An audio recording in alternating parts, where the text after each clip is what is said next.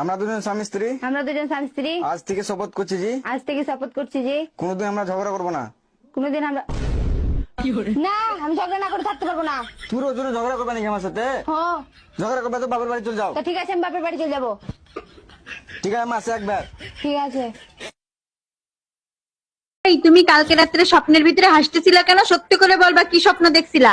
আরে বোকা, স্বপ্নের কথা কি মনে থাকে নাকি? যখন হাসতেছিলাম তখন জিজ্ঞেস করতা, তখন বলে দিতাম। অবশ্যই টুম্পা ভাবিনি নিয়ে স্বপ্ন দেখছো, সত্যি করে বলবা কি স্বপ্ন দেখছিলা? টুম্পা ভাবির নিয়ে কোনো স্বপ্ন দেখি নাই, তোমারে বাপের বাড়ি দিয়ে আসছি সেই খুশিতে হাসতেছিলাম।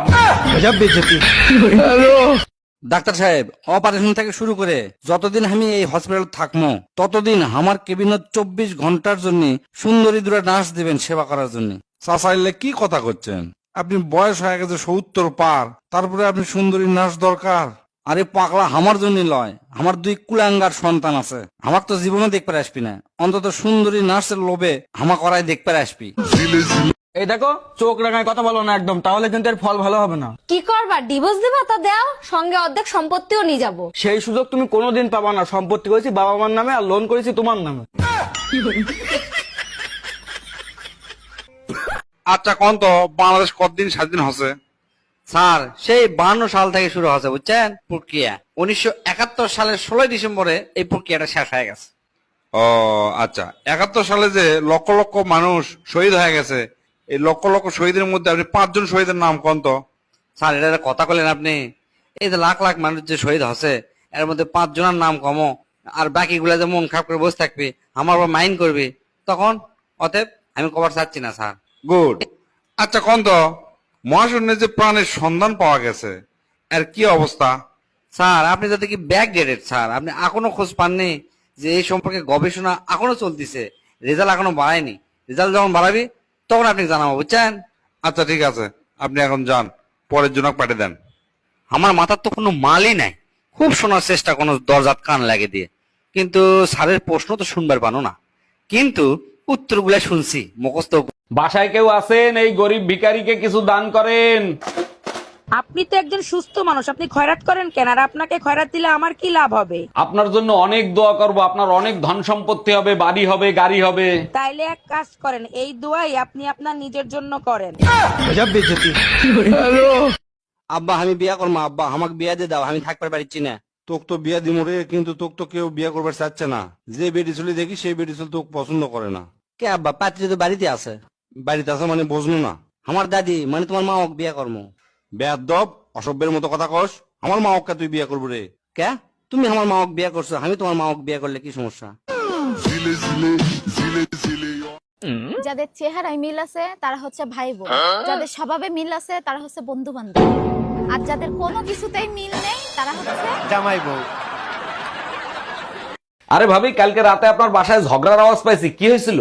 আর বললেন না অরুণ ভাই, যৌথ ফ্যামিলির সমস্যা, মনে হয় না এদের সাথে আর কোনো সম্পর্ক থাকবে। ভাবি, সম্পর্ক টিকায় রাখার জন্য সবার সাথে তাল মিলিয়ে চলবেন। উল্টাপাল্টা কথা শুনলে তো মাথা গরম হয়ে যায়, কিভাবে তাল মিলিয়ে চলবো বলেন? যদি কেউ বলে হাতি ওরে, তখন আপনিও বলবেন হ্যাঁ হাতি ওরে, সকালেই তারের উপর একটা এসে বসেছিল।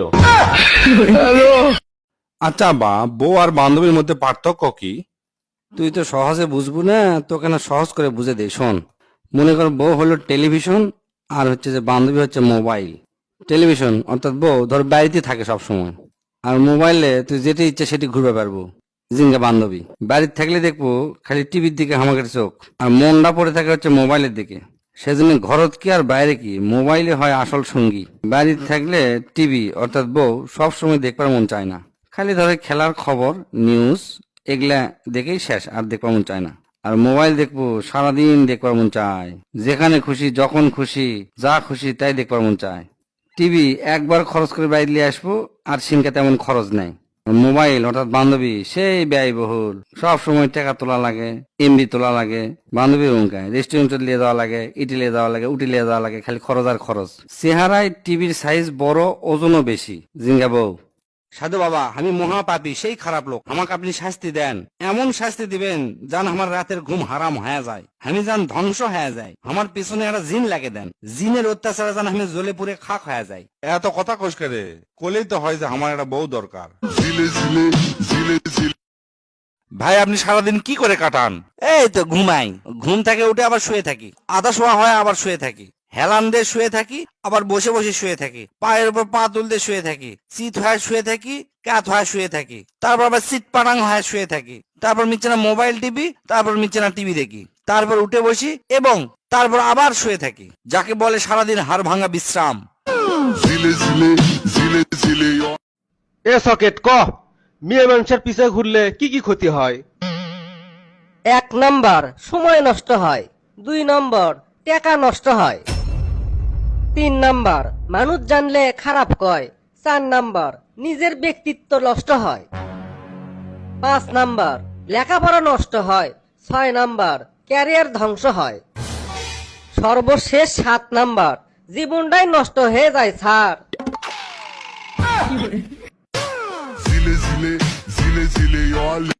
আচ্ছা শোনো, আমি একটা ব্যাপার কিছুতেই বুঝতে পারতেছি না। কি ব্যাপার? আমি যখন তোমাকে আনতে গেলাম, মানে উঠে আনতে গেলাম, হ্যাঁ, তখন তুমি খুব কান্নাকাটি করতেছিলা। তো তখন কানবো না আমি? কান্নাকাটি করতেছিলে এই পর্যন্ত নয়, ঠিক আছে। এরপর আম্মু তোমার কান্নাকাটি কি এমন বললো যে কান্নাকাটি থেমে গেল আর তোমার মুখ থেকে হাসি ফুটলো? ও ওই কথা। আর আমি তো কানতেছিলাম কারণ আমি আমার আম্মু বলে সবাই ছাইড়া চলে আসতেছে সেই জন্য। পরে আম্মু আমার কানে কানে বলছে যে তুই কেন কানতেছিস?